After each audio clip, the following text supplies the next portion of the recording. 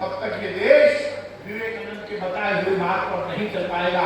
विवेकानंद ने कहा था कि 21वीं सदी, ये 21वीं सदी हिंदुस्तान की होगी और हिंदुस्तान 21वीं सदी में इस विश्व का सबसे शक्तिशाली राष्ट्र बनेगा। सदियों पहले ये परिकल्पना की थी विवेकानंद, जिनका नाम था नरेंद्र, और आज उसी विवेकानंद नरेंद्र के सपने को नरेंद्र मोदी जी साकार कर रहे हैं और इस देश को दुनिया का सर्वश्रेष्ठ राष्ट्र। आज हम सब मिलकर इस देश को बड़ा देश बनाने के लिए काम करें। हमारे समाज में हम इसी तरह एकता का सोपान करें, हमारे समाज में हम इसी तरह भाईचारे को आगे बढ़ाएं और इस तरह के जब युवक युवती परिषद सम्मेलन होते हैं तो निश्चित रूप से समाज में एकता और संगठन का भाव और बलवत्त होता है, क्योंकि इस कार्यक्रम में हम समाज के हर वर्ग को एक मंच पर लेके आते हैं। मैं आप सबको बहुत बधाई दूंगा।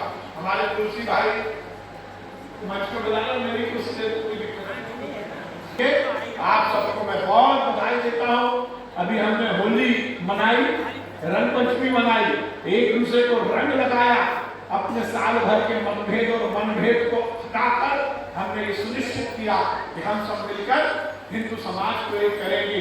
मैं यहाँ पर आया हूँ, मैंने जैसा कहा कि मैं अतिथि के रूप में नहीं आया, समाज के प्रतिनिधि के रूप में ही आया हूँ, आपका ही हूँ, आपका ही रहूंगा। आप सबको मैं होली की भी बहुत बहुत शुभकामनाएं कहता हूँ।